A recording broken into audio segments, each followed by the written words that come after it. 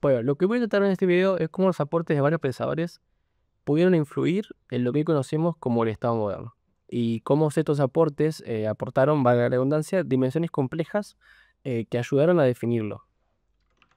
Bueno, en primer lugar, Maquiavelo. Maquiavelo va a darle una razón de existir propia al Estado, que es la de garantizar siempre la estabilidad social y la continuidad del poder, mínimo, básico.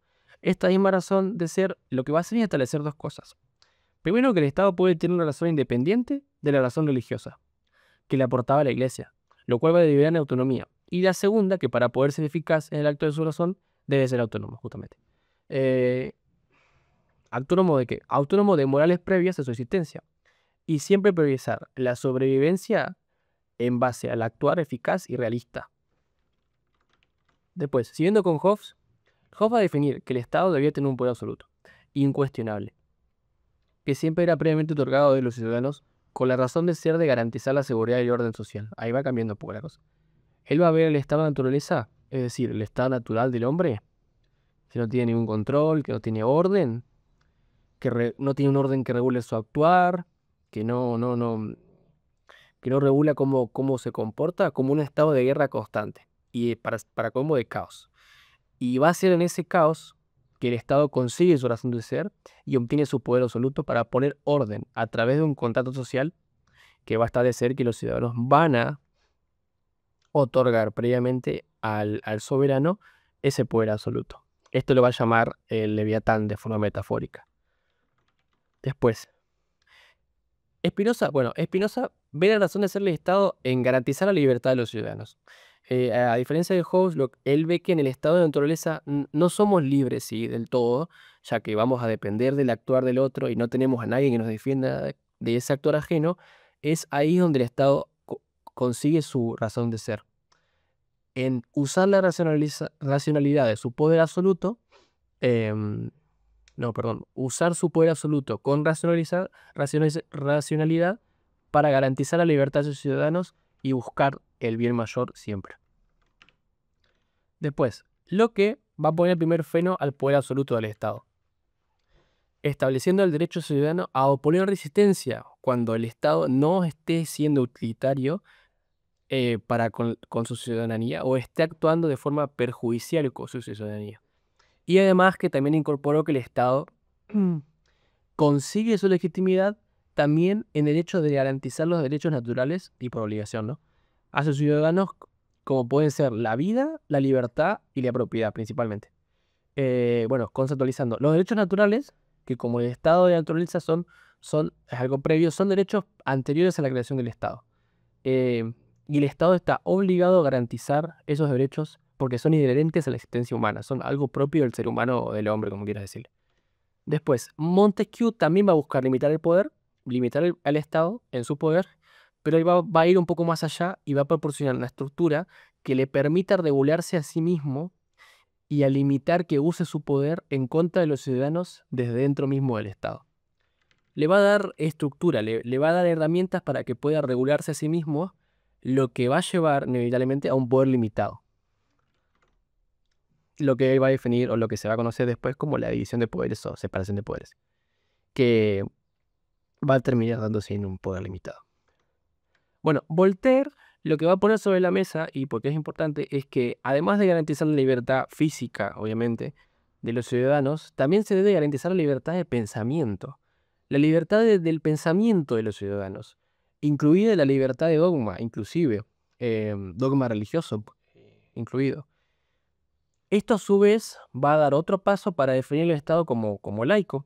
¿M? En este punto, ahí ya podemos ver que el Estado ya no puede dictar lo que deben pensar sus ciudadanos, lo que deberían o deben pensar sus ciudadanos, alegando que sus ideas son con el fin de garantizar, que las ideas del Estado son con el fin de garantizar la seguridad solamente, por ejemplo, porque estaría violando la libertad de expresión que tienen inherentemente todos los seres humanos o los ciudadanos.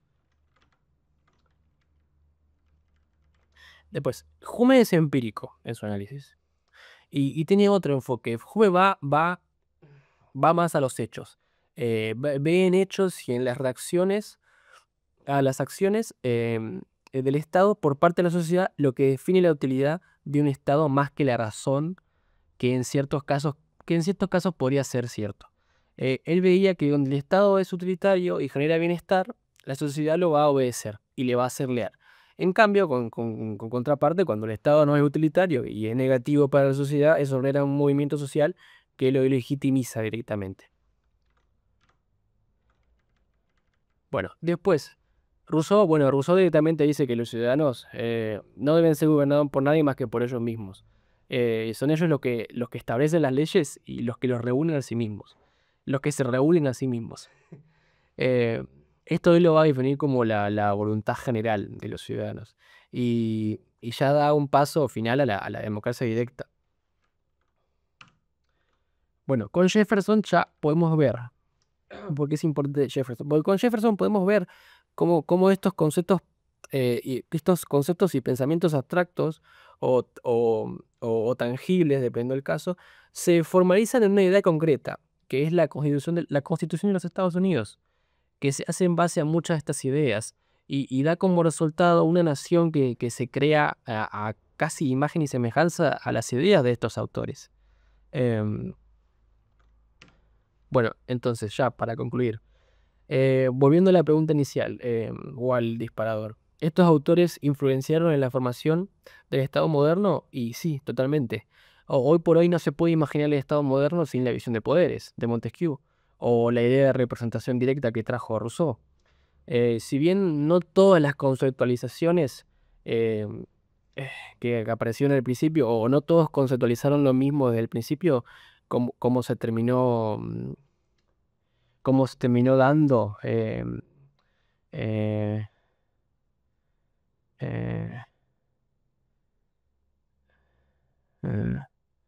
eh, sí, sí, cómo se terminó dando.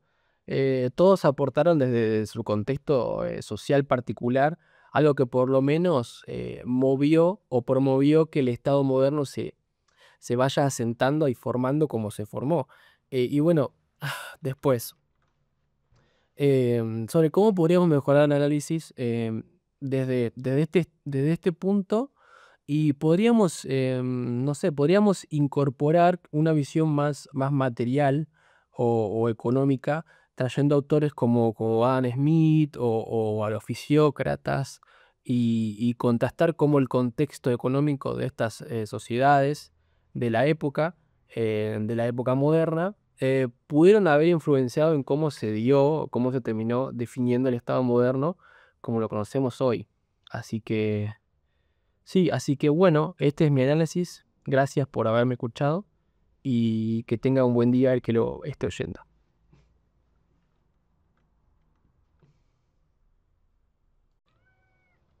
Bueno, acá unos pensamientos extendidos como para darle un poquito más de contexto y tiempo al video. Remarcar cosas como por ejemplo que Hobbes, em, no, que como Montesquieu pensó la división de poderes y la separación de poderes en contra del absolutismo, que más que una técnica jurídica era más bien como una filosofía contra lo arbitrario o lo despótico que estaba haciendo el, el, el régimen monárquico que tenía en ese momento Francia.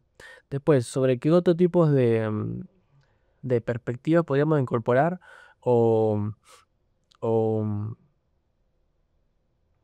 em, sí, no, ¿qué otras perspectivas podríamos incorporar? Porque estos son todos autores europeos, ¿no? O eurodescendientes con Jefferson. Podríamos ver qué pasó con el Estado moderno en contextos no europeos, aunque no sé si tendría mucho sentido, pero podríamos verlo. Más que nada podríamos ver cómo influyó el colonialismo en la expansión de estas ideas, que también tiene que ver un poco con lo económico, ¿no? El boom de los metales, por ejemplo, cómo afectó a eso, cómo está relacionado. Em, Después, directamente, ¿qué pensadores, no sé, de otras localidades geográficas, por ejemplo, pensadores asiáticos, pensadores latinoamericanos, posteriormente reinterpretaron o rechazaron el modelo? Mm, También sobre cómo el rol de la violencia y el Estado que tuvieron otros autores distintos como Marx o Foucault, sobre cómo el Estado más bien parecía no solo nace para garantizar, parecía que no solamente nacía para garantizar orden o libertad, sino más bien para tener una excusa para monopolizar la violencia y normalizar relaciones de poder entre gobernados y gobernantes. Después, ¿qué nos puede decir esto haciendo una proyección analítica hacia el futuro de la edad moderna? ¿Qué nos dice eso del estado actual? ¿Qué queda de Hobbes? ¿Qué queda de Locke? ¿Qué queda de Rousseau en democracias contemporáneas actualmente? ¿Estamos más cerca del modelo de Hobbes, donde control y seguridad, o del modelo de Rousseau, que era más participación y soberanía popular? El Estado moderno está siendo tal y como lo pensaron esos autores, obviamente no. Sigue vigente, está entrando en una crisis, está cambiando, si es que sí se adoptó. Eh, y después también cómo la tecnología afectó a esto. Cómo la tecnología afecta a este concepto de Estado, esta forma de organización política. Son todos temas bastante interesantes que podrían servir como análisis eh, hacia adelante o nuevas perspectivas para ver el tema del Estado moderno y cómo afecta a toda la cultura occidental de forma general hablando. Sí. Ahora, en serio. Eh, sí. Ah, hasta acá, es todo. Gracias, de vuelta.